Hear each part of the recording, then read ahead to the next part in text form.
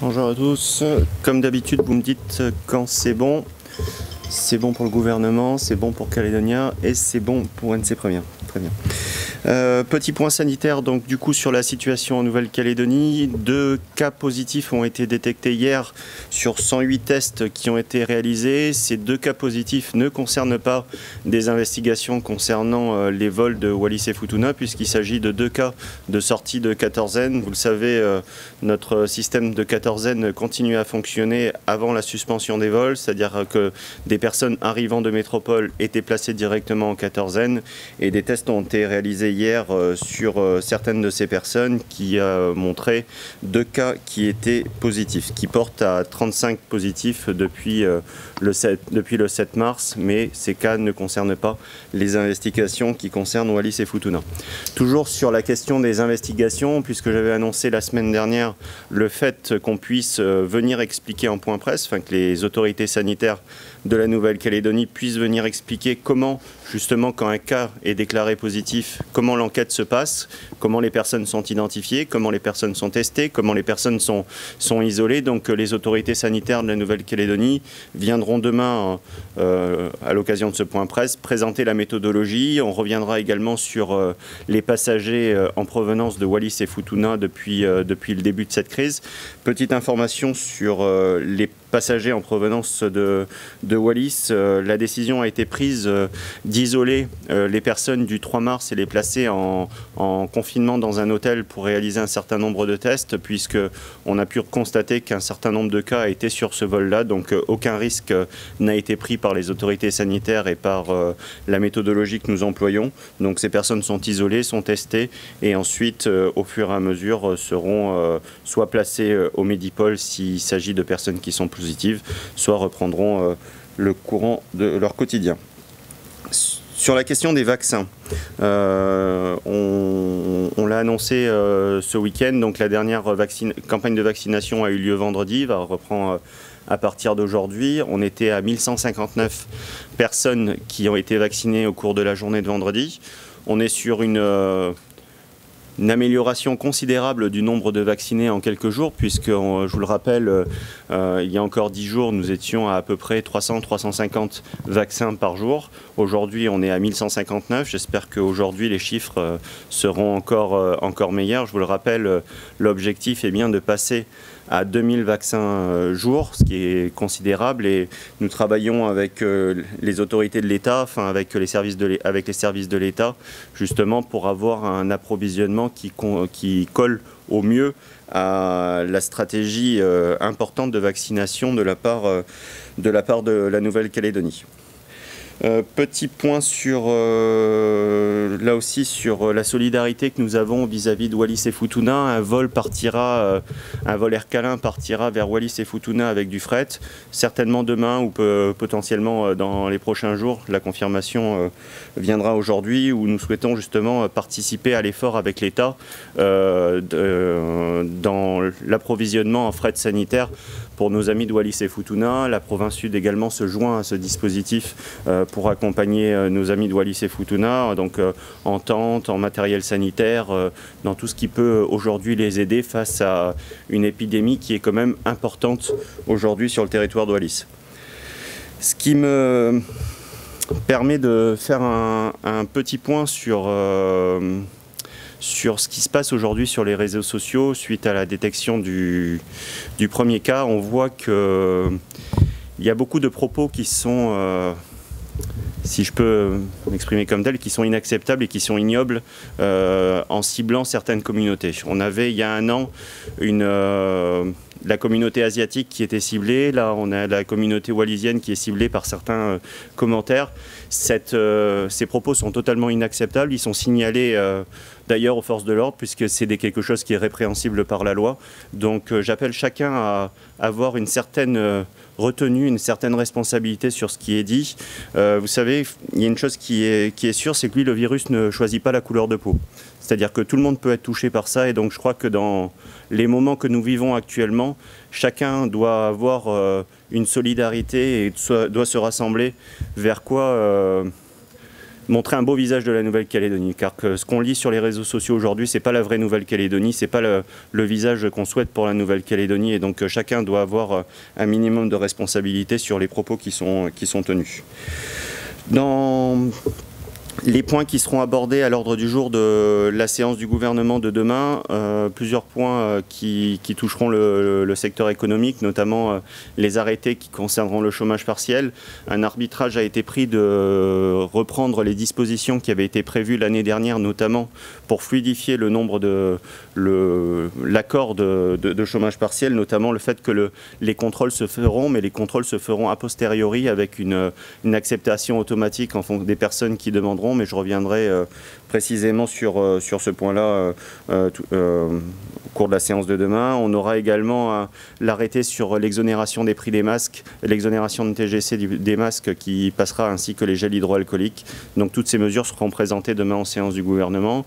Je vous l'ai indiqué aussi la semaine dernière, on évoquera cette semaine la question de la prolongation de l'organisation des vols. C'est quelque chose où il faut être extrêmement précis, puisque nous avons suspendu les vols à partir du 7 mars, qui était une vraie suspension des arrivées en Nouvelle-Calédonie, mais jusqu'à ce présent, nous étions sur une organisation jusqu'au 31 juillet de l'arrivée en Nouvelle-Calédonie, avec arrivée départ NC, où on était obligé de se signaler pour avoir des places de quatorzaine jusqu'au 31 juillet. Cette question va être arbitrée dans les tout prochains jours si cette organisation des vols doit se poursuivre jusqu'à la fin de l'année, et donc je préciserai demain en point presse du gouvernement certainement si cette décision a été prise. Donc il faut bien distinguer bien la suspension des vols actuels et l'organisation. C'est quelque chose qui est important pour les Calédoniens, et je compte sur vous pour faire de la pédagogie sur cette information. Voilà, je vous propose de passer aux questions. Nicolas Legrand, Radio Rythme Bleu, ça fait maintenant à peu près une semaine que nous sommes confinés. Un certain nombre de tests ont été réalisés. Et quand est-ce que vous pensez que l'on saura si le virus a circulé uniquement à bas bruit en lien avec des voyageurs de Wallis, ou s'il a circulé plus largement au sein de la population calédonienne? Oui, on aura un point très précis cette semaine, notamment sur la poursuite au nom du confinement, parce que votre question veut dire un petit peu ça, parce que on a souhaité confiner extrêmement rapidement, justement, pour limiter la propagation du virus en Nouvelle-Calédonie. On voit aujourd'hui que les chiffres qu'on a sont plutôt rassurants. Je reste extrêmement prudent. À l'heure actuelle, les chiffres que l'on a sont plutôt rassurants. Il s'agit de personnes qu'on a identifiées, de personnes qui revenaient des vols de Wallis et Futuna. Il y a un cas qui est encore en cours d'investigation pour voir aujourd'hui sa provenance, mais aujourd'hui il est encore trop tôt pour savoir si le virus circule ou non en Nouvelle-Calédonie. Mais la décision sera prise dans les prochains jours, notamment sur la question de la prolongation du confinement, et un point précis sera fait d'ailleurs certainement par le président du gouvernement et le haut-commissaire. Et votre question me permet de remercier les Calédoniens qui ont formidablement respecté les consignes de confinement en quelques jours, c'est-à-dire qu'il y a une semaine jour pour jour, personne ne s'attendait à ce que la Nouvelle-Calédonie revienne un petit peu comme le reste du monde. C'est-à-dire qu'on on a vécu quelques mois exceptionnels où on vivait normalement, pendant que le reste du monde vivait avec des masques, vivait des périodes de confinement ou des périodes de distanciation sociale importantes. Et les Calédoniens, dans leur grande majorité, il y a toujours des exceptions et on trouvera toujours des exceptions, mais ont su s'adapter à une vitesse assez exceptionnelle, notamment les salariés, les entreprises, les différents corps intermédiaires, pour faire face à cette situation. Et je tiens à les remercier, puisque le gouvernement et les autorités ne pourront pas faire seuls pour lutter contre ce virus, et on a besoin là aussi de l'engagement personnel de chacun. Claudine Véry, AFP, est-ce que justement, compte tenu du faible nombre de cas qu'il y a, on peut dire qu'aujourd'hui l'épidémie est sous contrôle en Nouvelle-Calédonie ? C'est un peu ce que je viens de dire. On est à l'instant T sur des chiffres qui sont encourageants. Je n'irai pas jusqu'à sous contrôle, mais ça reste extrêmement encourageant, et ça nous conforte dans la stratégie sanitaire que nous avons mis en place, puisque les cas sont identifiés, sont maîtrisés. Mais vous savez, depuis un an avec ce virus, je reste extrêmement prudent sur toute anticipation de ce qui pourrait se passer. Mais à l'instant T, aujourd'hui, ça a l'air d'être maîtrisé et sous contrôle. Et une autre question, là, Sébastien Lecornu a promis la plus grande transparence là, dans les investigations qui sont actuellement en cours à Wallis et Futuna. Or, il se trouve que les autorités administratives et sanitaires locales sont assez peu justement transparentes. Est-ce que vous avez aujourd'hui plus d'informations pour savoir comment le virus est rentré et si effectivement vous pouvez confirmer qu'il y a eu un relatif relâchement dans la pratique de tests PCR à Wallis et Futuna hors quatorzaine? J'ai pas plus d'informations, mais je pense que Sébastien Lecornu et les autorités de l'État seront transparents. J'ai entendu le haut-commissaire sur NC Première hier soir qui indiquait justement que les autorités de l'État seront totalement transparents dans les investigations qui sont menées. J'ai confiance en l'État pour faire valoir cette transparence. Bonjour, Gilles Capré, les Nouvelles-Calédoniennes. J'ai une question à propos du stock stratégique de masques, de 4 millions, le stock c'est 4 millions pour le gouvernement, 1 million pour l'État. Est-il prévu de mettre à contribution ce stock? Il me semble que les pharmaciens ont demandé à pouvoir y accéder, puisque la semaine passée, les ventes ont été extrêmement volumineuses dans les pharmacies. Oui, on voit que les Calédoniens ont bien compris la consigne des masques et l'ont bien respecté. J'ai eu l'occasion ce week-end de me déplacer et de voir que c'était bien respecté, même en voiture de manière individuelle.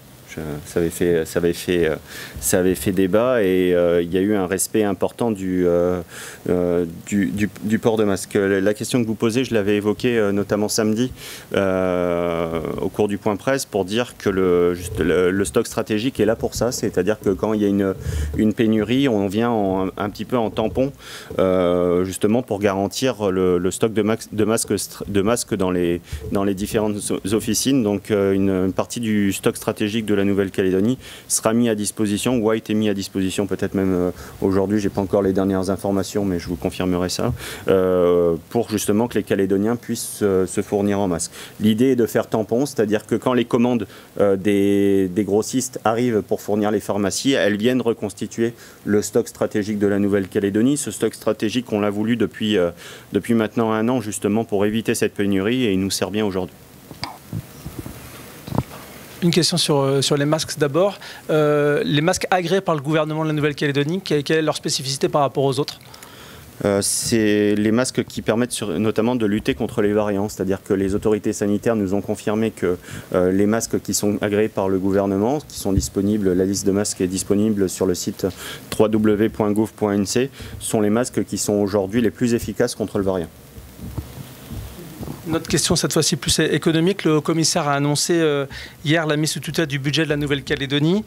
Quid des 10 milliards de taxes prévues au débat d'orientation budgétaire de la subvention demandée à l'État, c'est 11 milliards, en sachant que la Chambre territoriale des comptes gérera sur la foi des recettes 2020. Sans cet argent, quid des investissements ou des subventions nécessaires? Je n'ai pas bien compris votre question sur les 10 milliards de taxes supplémentaires. Il y avait la question d'une réforme de la TGC qui était en cours pour retrouver le rendement qui était prévu l'année dernière. Il y a plusieurs questions dans votre question, je crois. Il y avait la demande qu'on faisait à l'État justement pour venir assurer la survie des comptes sociaux de la Nouvelle-Calédonie, assurer l'équilibre budgétaire de la Nouvelle-Calédonie. Ça concernera le prochain gouvernement et sur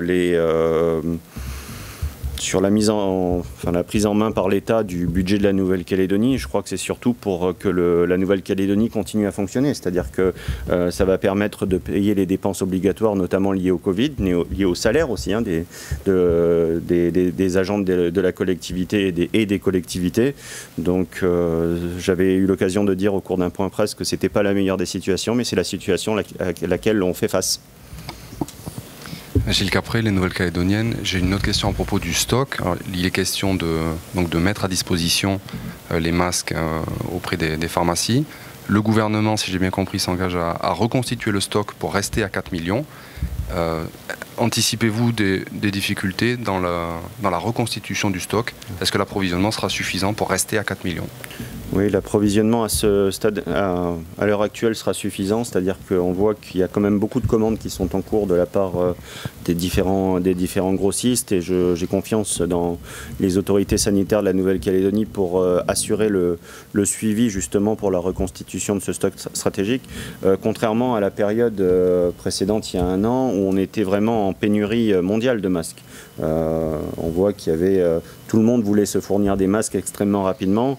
Et une petite île de 270 000 habitants, c'était compliqué de se fournir dans le stock par rapport au marché mondial. Aujourd'hui, on n'est plus en pénurie de masques, donc on peut faire de l'importation. On a de la production locale sur les masques et on a certainement d'autres producteurs locaux qui seront agréés. Mais sur l'importation, on ne sera pas en pénurie à l'heure où je parle. Un cas qui peut toujours évoluer, hein, je reste prudent là aussi, mais pour le moment, tout va bien. Houssane Dakuna pour Calédonia, justement pour revenir sur les masques, une filière masque est censée être en place depuis plus d'1 an. On parlait de 50 000 masques produits. Où est-ce qu'on en est maintenant ? Je sais qu'on a un producteur local qui est aujourd'hui agréé sur la filière masque, qui produit pour de nombreux Calédoniens. On voit d'ailleurs l'étiquette sur les masques qui sont fournis. Sur la constitution supplémentaire de la filière, c'est ce que j'ai pu indiquer à l'instant, c'est qu'on souhaite que d'autres producteurs locaux puissent avoir cet agrément et puissent contribuer justement à la fourniture de masques en Nouvelle-Calédonie. Donc la filière fonctionne. Nicolas Legrand, Radio Rythme Bleu, il y avait eu des difficultés la semaine dernière à joindre un certain nombre de numéros verts. Est-ce que vous avez réussi à faire un état des lieux et où est-ce qu'on en est, en tout cas du renforcement du dispositif ? Oui, les numéros verts ont été considérablement renforcés, même s'il reste encore, et je le conçois, des problématiques sur le fait de joindre ces numéros verts, notamment le centre de vaccination, le 050033. Des agents de la Nouvelle-Calédonie ont été mobilisés pour renforcer les centres d'appel. Des centres particuliers avec leurs numéros ont été ou vont être ouverts. D'ailleurs, ça me permet d'indiquer que dès ce soir, vous aurez sur le site du gouvernement la liste de l'ensemble des centres de vaccination sur l'ensemble de la Nouvelle-Calédonie avec leurs contacts. C'est-à-dire que la CAFAT aura son numéro, la province sud pour les enseignants aura son numéro, le SMIT aura son numéro pour les entreprises prioritaires. Les dispensaires, c'est quelque chose qui est important, puisque je le rappelle jamais assez, mais le rôle des provinces dans cette crise est extrêmement important dans la vaccination. On voit qu'ils nous accompagnent, et les dispensaires, il faut les contacter directement sur cette vaccination, et donc la liste des numéros sera posée sur le site du gouvernement dès ce soir, avec les différents centres de vaccination. Mathieu Indorel pour DNC. Il y a eu des réunions en fait, de coutumiers, notamment sur Païta, qui visiblement demandent la fermeture complète de Tontouta. Est-ce que vous avez des éléments sur cette fermeture, sur ce souhait, tout du moins ? Je fais juste un petit complément à la réponse de RRB. Il y aura également une plateforme en ligne d'inscription qui sera mise en place, notamment pour fluidifier les différentes inscriptions, où on pourra directement aller sur le web s'inscrire. Sur la question de la réunion des coutumiers, j'ai appris ça dans la presse, je n'ai pas plus d'informations à ce stade. Y a-t-il une enquête sur un éventuel manquement au protocole de la DAS suite à l'introduction du virus en Calédonie ? Pardon, c'était là la question. Il y a des enquêtes qui sont en cours, il y a un tel manquement, mais pas revenu en tout cas. Enfin, en tout cas, je sais que notre système de quatorzaine continue à fonctionner, c'est ce qui nous avait permis justement de rester Covid-free des longs mois. Est-ce que pour les personnes sans domicile fixe, la piste de l'internat d'Okamo est toujours privilégiée, en sachant que les parents d'élèves s'y opposent ? Oui, j'ai vu cette polémique. Vous savez, sur le placement des personnes sans domicile fixe, on avait l'année dernière le centre Jean Calvin, qui est pardon, qui est juste au-dessus du gouvernement, qui avait été mise à disposition sur ça. Le centre Jean Calvin a été très lourdement touché lors du dernier cyclone où toutes les vitres ont explosé, où il y a eu des dégâts qui sont importants, et donc le centre de Docamo a été retenu. Il y a eu des débats, des demandes avec l'Alliance scolaire, l'ASE et la Fédération de l'enseignement libre protestant, justement pour travailler là-dessus. C'est exactement la même chose que ce qu'on a fait l'année dernière. Je crois que c'est une mesure de solidarité. Les autorités sanitaires ont mis en place un protocole qui est le même que celui de l'année dernière qui a fonctionné. Donc il n'y a pas d'inquiétude à avoir, mais oui, les parties prenantes avaient été informées et avaient autorisé ce dispositif. Bonjour, c'est André Croisé pour Radio Jido. Je continue dans le même sujet. L'année dernière, nous avons effectivement alerté sur la nécessité de pouvoir suivre toute la mobilisation des infrastructures de l'enseignement privé. L'expérience de Jean Calvin n'a pas été concluante, on va dire de cette manière-là, parce que les différentes doléances pour rééquiper les internats en nouveau matériel, en tout cas des matelas, tout ça n'a pas été répondu. Donc ce matin, il y a une inquiétude des parents d'élèves de Docamo pour dire on ne peut pas renouveler l'expérience parce qu'il n'y a pas eu de respect de la parole qui a été engagée par la membre du gouvernement. Donc il y a un courrier qui a été envoyé pour que les choses soient mieux. On va dire, il y a une meilleure concertation et une meilleure prise en compte des besoins des uns et des autres. Je crois, Monsieur Raizé, que vous devriez employer le conditionnel quand vous faites des affirmations, c'est-à-dire que des informations que nous avons, tout a été respecté. C'est pour ça d'ailleurs que ceux qui gèrent Docamo ont donné leur autorisation. Sinon, ils n'auraient pas donné leur autorisation. Donc le travail qui a été fait par la membre du gouvernement a été respecté. Donc je crois qu'il y a un peu plus de nuances à mettre quand on fait des affirmations comme ça. C'est pas parce que quelqu'un dit que c'est comme ça que c'est comme ça. C'est-à-dire qu'aujourd'hui, on fait ça en bonne intelligence avec les services justement du lycée Docamo, comme ça avait été fait avec Jean Calvin. Et je crois que les autorités sanitaires de la Nouvelle-Calédonie ont montré une certaine rigueur justement dans la mise en place de tout ça. Je crois qu'on n'a pas le droit d'abandonner aussi les personnes qui sont sans domicile fixe pendant cette période actuelle, et je crois que les parents de Docamo devraient faire preuve d'un peu plus de solidarité plus que de polémique. On a l'impression que cette année que le CIS a disparu en tant que lieu pour héberger des gens potentiellement atteints par le Covid ou carrément atteints par le Covid. Qu'est-ce qu'il en est? On a abandonné l'idée? Oui, pour le moment, le CIS n'est pas réquisitionné.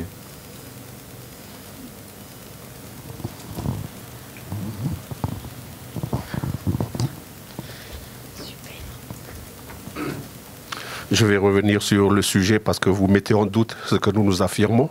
Donc sur le respect des engagements, ne serait-ce que pour le foyer Jean Calvin, ne serait-ce que pour le nettoyage après l'occupation des locaux, et surtout pour le renouvellement des matelas. Le président de l'association des parents d'élèves de l'internat de Docamo attendent pour qu'il soit qu'on concerte aussi avec l'organisation des parents d'élèves. Donc ce qui est attendu par les parents d'élèves, c'est qu'ils soient associés, ou du moins être informés, et au moins le président, pour qu'ils puissent prendre ensemble les choses. Donc c'est cet élément-là qu'on demande, que les parents d'élèves, ils ont écrit à la membre du gouvernement pour pouvoir être associés aux décisions qui vont être prises parce qu'en fait, il y a une certaine inquiétude pour la suite du fonctionnement des internats. Donc c'est le président des parents d'élèves demande dans ce sens-là. Oui, c'est naturel que les parents d'élèves s'inquiètent pour les conditions de leurs enfants. C'est quelque chose qui est louable. Mais toute l'information est faite justement par le gouvernement là-dessus. Un communiqué partira tout à l'heure avec l'ensemble des informations justement sur cette question. Mais je vous garantis que Isabelle Chamorro, en charge notamment de l'enseignement, fait tout en toute transparence et avec les personnes qui seront concernées.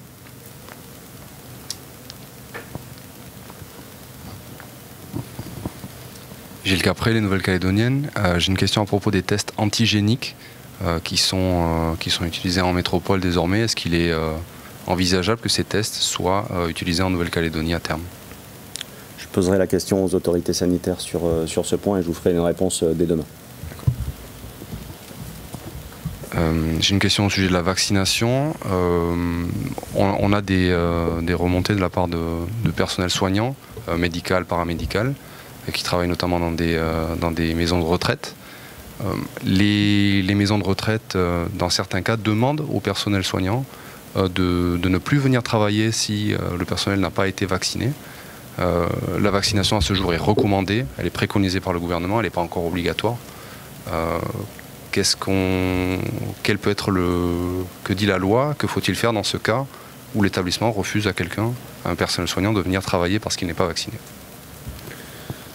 C'est un sujet qui est complexe et qui est le sujet aussi de la vaccination obligatoire ou non de personnel prioritaire. Ce qu'on a souhaité nous, et c'était notre volonté, c'était de mettre en personnes prioritaires dès le début de la vaccination les personnes qui pouvaient être confrontées à l'introduction du virus ou qui pouvaient être justement en lien dans des situations compliquées avec des personnes fragiles. Et la question des EHPAD, c'est celui-là. Je sais que ça peut paraître compliqué pour les personnels qui ne veulent pas se faire vacciner, que leur employeur leur dise finalement de rentrer à la maison. Je crois qu'il y a un travail de pédagogie justement à faire il n'y a pas de risque sur la vaccination et qui sont aussi au contact de personnes qui sont vulnérables. On est aujourd'hui dans cette pédagogie-là, surtout sur le vaccin, de dire vous êtes en contact de personnes qui sont vulnérables. Le risque peut être important si vous contactez le virus et on ne sait pas à l'heure actuelle quel est le niveau de propagation en Nouvelle-Calédonie, mais un lien sera fait avec les directions des EHPAD justement pour faire un point sur cette situation qui nous est remontée justement vendredi de plusieurs cas. Donc André Croiset pour Radio Jido. Par rapport au vol de métropole, est-ce que vous avez des éléments d'information sur la concertation que vous avez avec la Maison de la Nouvelle-Calédonie et les quotas de places qui seraient attribués aux étudiants qui sont en retour? Est-ce que vous avez des éléments d'information sur, du moins, sur les étudiants qui sont en attente de revenir ici en Calédonie? Isabelle Chamorro a prévu justement de venir faire un point presse dédié à la question de l'enseignement et notamment sur les étudiants au cours de la semaine. Mais enfin, déjà, merci pour votre question. Ça me permet de saluer le travail qui est fait par la Maison de la Nouvelle-Calédonie dans l'accompagnement des étudiants qui ont vu leur vol suspendu. Et donc, il y a un accompagnement qui est fait, de la mise en relation et un travail qui est remarquable de la part des services de la Maison de la Nouvelle-Calédonie. Les étudiants seront naturellement prioritaires sur la réouverture des vols quand ces derniers seront effectifs. Il y a un lien qui est fait en permanence là-dessus. Mais Madame Chamorro viendra justement faire un point détaillé sur le nombre de personnes qui sont concernées. Martin Chamasson, un de ses premières. On en est du dispositif d'aide pour les patentés? Le dispositif d'aide pour les patentés, ça relève de plusieurs collectivités, notamment les provinces, l'État et la Nouvelle-Calédonie sur la question du report des charges. On est en cours de finalisation sur la partie report de charges sociales et fiscales qui pourrait concerner les patentés et les travailleurs indépendants, qui sont un terreau important de l'économie calédonienne. On a beaucoup de toutes petites entreprises ou de patentés en Nouvelle-Calédonie et il n'est pas question de les abandonner. Le haut-commissaire a annoncé hier soir que le fonds de solidarité de l'État marcherait à plein, là aussi, comme l'année dernière, sur cette partie-là, et l'État communiquera certainement dans les prochains jours sur les modalités. Pour ce qui concerne les provinces, on a un lien permanent avec eux. Je sais que la province Sud a prévu de voter son dispositif tout début avril et concerne notamment les TPE et les patentés. En tout cas, un dispositif sera mis en place pour eux plus particulièrement, et on souhaite aussi de la simplicité sur les demandes, c'est-à-dire qu'on voit la complexité pour aller chercher un certain nombre d'aides et on souhaite rendre ça le plus simple possible, et on mettra sur Sésame, qui est le guichet un peu unique pour les aides aux entreprises, l'ensemble des dispositifs des collectivités, et que les travailleurs indépendants, comme toutes les entreprises calédoniennes d'ailleurs, n'aient pas à faire 15 000 sites internet pour trouver à quoi ils ont droit. Gilles Capré, les Nouvelles-Calédoniennes. Je reviens sur le sujet de la vaccination des personnels soignants. Et sur votre réponse précédente, donc si l'employeur peut dire au personnel de ne pas venir travailler.